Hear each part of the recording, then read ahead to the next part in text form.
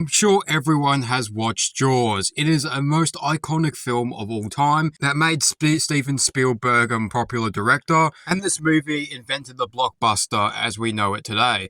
So, about Jaws, what makes it so special 50 years later? That is right, Jaws is 50 years right now. So to celebrate this monster movie classic, I am going to explore my review of Jaws for its 50th year anniversary and why Jaws is so popular to this day and why it's one of my favourite movies of all time. I did make a review to Jaws 5 years ago, but I didn't do it that much service in that video. So for this video, I'm going to dive into Jaws and see what makes it so popular. Just you thought it was safe to click on this video, well, and think again. Anyway, let's just dive into Jaws. First, gotta talk about the opening scene. Gosh damn, one of the most powerful opening scenes to a film I have ever seen. Obviously, the John Williams music at the start, while we see the view of the shark swimming through the ocean, is definitely iconic. But the best scene that's in the opening is obviously Christie's death. The scene was pretty much advertised onto the main posters everywhere, of course, and it is just one of the most iconic scenes in the film. The performance by Susan Backlund, if I can pronounce that name, rest in peace by the way, just gives a terrifying performance at the start when she's getting dragged underneath the water by the shark. What makes this scene clever is that we don't get to see the shark at the start of the film, which is something that all kinds of monster movies break instantly with showing the monster at the very start of the film. But Jaws perfects it by not showing the shark and filling it with suspense with this girl about to get dragged underneath the ocean by some creature. Her screaming too, when she knows that something is pulling her down, is just so disturbing. Her screaming is one of the most disturbing screams I've ever heard in the film.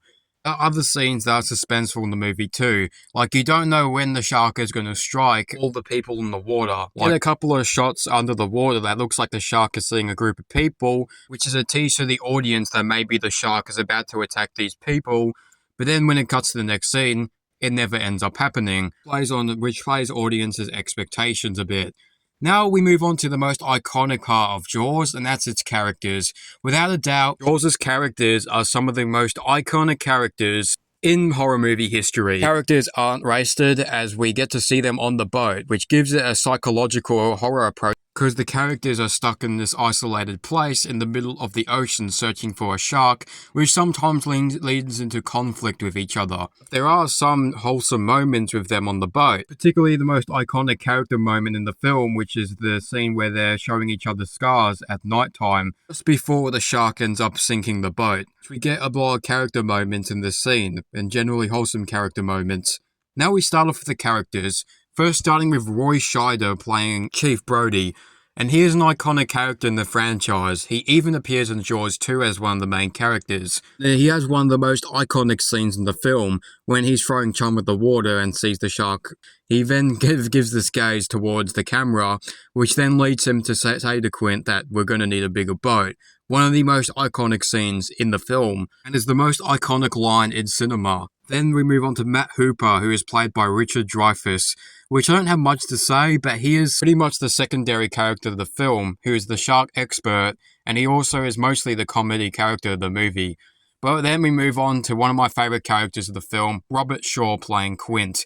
Quint is the shark hunter of the film who wants the shark dead for money. Kind of reminds you of an old fisherman who pretty much takes things a bit too seriously. Oh yeah, and we can't mention the mayor, of course. He's such a narcissistic, greedy person. I mean, he wants the beaches open for money and publicity. I mean, he doesn't even care about if, people get eaten by the shark. It's crazy. Speaking of the shark, let's move on to Bruce the Shark, which, by the way, Bruce is the name given to Steven Spielberg's boss. They named the shark after him. So yeah, it's canon. Animatronics on Bruce the Shark are just amazing. The shark itself was kind of stiff when they were filming it, so there are some shots of the shark's mouth opening and closing which don't look practically real, but I mean, that's a part of the charm. It still is horrifying and still makes it feel like a monster. I mean, I would much prefer this than CGI effects that we have today.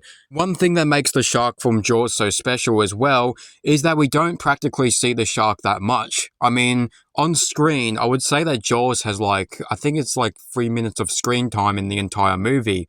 which that's what I heard. I haven't really counted it, but he really has not a lot of screen time because he's mostly seen under the water or off screen, which gives it a lot more suspense and is probably what makes this movie perfect. Because you don't know if the shark is actually doing this because you don't get to see it. I mean, we kind of do know that it is the shark, but still, we don't know if it actually is really the shark or something else, which kind of makes the suspense of this film, and it's something that the Jaws sequels have definitely failed at.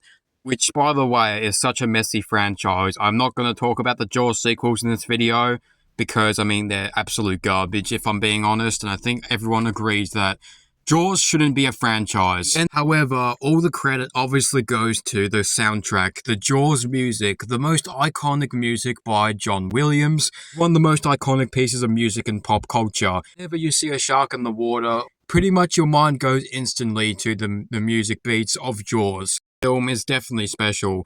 While it's a very quick ending, it still is a suspense-driven primal ending to the film. Don't know if Chief Brody is going to make it out alive or if he's going to get eaten by the shark. And spoilers, it leads to one glorious ending where the shark is blown out and pretty much roars like a dinosaur. Fun fact, it's actually the T-Rex's roar from The Land Unknown, that 1950s schlock film. Also, the death scenes in this film. Oh my god, the death scenes, where I remember getting terrified as a kid, particularly Quint's death scene. What a bloody end. Like, that is absolutely gross, that ending. But nobody is safe from Bruce the Shark. Obviously, a lot of people get eaten, as well as a kid, which is surprising because kids usually survive in horror movies. Jaws has the balls to show a kid getting eaten by a shark in the film, despite it being off-screen, of course. But I mean, you still get to see the kid getting dragged with blood. Like, I don't think the studios would have been happy with this, but it ended up working. And I don't think in the modern age, I don't think they will be able to get away with this like they used to back then. So that's overall the best parts about Jaws. Now, what are the worst parts about Jaws? Well, I can't really think of anything if I'm actually really being honest. However, I probably would say that maybe there was one scene in the film that I thought it dragged on a bit, where about Chief Brody going into a hardware store, which isn't a bad scene, by the way. That's probably just them trying to introduce us to Amity Island. But still, though, I kind of felt like it could have been cut anyway. But on to this question that I left in the video title.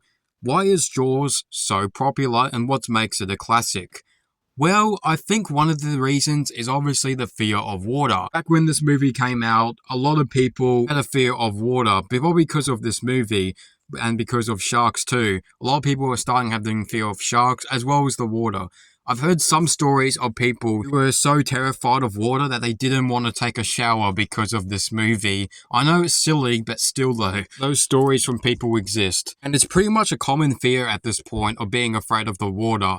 I mean, you never know what's really lurking in the water, and only 15% of the ocean has been discovered from what I can tell, which leaves 85% of the ocean that hasn't been discovered yet. That is literally crazy. Like, anything could be lurking in the ocean at this point. And because of Jaws, it kind of opened up a lot of people's fear of going into the ocean and going to the water, because you never know what's lurking down there. Like, you can just having a lovely time at the beach going into the ocean, but then all of a sudden, something grabs you by the leg and pulls you underneath the water, and you never expect it to happen. Obviously, sharks, of course. Sharks obviously haven't been that scary for me, but I can get why they're very scary for a lot of people, and I think it's Jaws that introduced this common fear of sharks. Sharks aren't deadly. You're more likely to literally get killed by a cow, or literally get killed while watching this video than getting eaten by a shark. I know, that is literally proven. Why do people think that sharks are monsters? Well, that's probably because of the animal instincts of sharks. Sharks are kind of like the lions of the ocean. They're a bit unpredictable. There are also so many shark sightings to this day. Like, pretty much, I think there's like a shark sighting like every single day. There has been some cases of sharks literally getting close to the beach and being close to shore some of the times. Even incidents like the Jersey Shore shark incident in 1916, which was really responsible for Jaws' creation and got Peter Benchley writing Jaws in the first place. The film was pretty much adapted from the novel to get people talking about sharks all the time. Out of all pieces of shark media, Jaws has remained as the most popular in pop culture, introducing Steven Spielberg in Hollywood and to the world with a great story and great characters, introducing us to a very common fear of sharks and the water. And that's why 50 years later, it still gets a 10 out of 10. Jaws is one of my favorite movies of all time because of its suspense, its story and characters, and the shark itself, as well as giving us a bit of a primal fear against these humans, against this one shark. It's like a demon that always strikes. That maybe the shark is a demon, like maybe it literally got cursed and is now beginning to eat people. But I mean, it's just a theory. Anyway, what do you guys think about Jaws 50 years later? Thank you all so much for watching. Please like and subscribe, and I'll see you on the next adventure. However, all the credit obviously goes to the soundtrack, the Jaws music, the most iconic music by John Williams, one of the most iconic pieces of music in pop culture. Whenever you see a shark in the water, pretty much your mind goes instantly to the music beats of Jaws.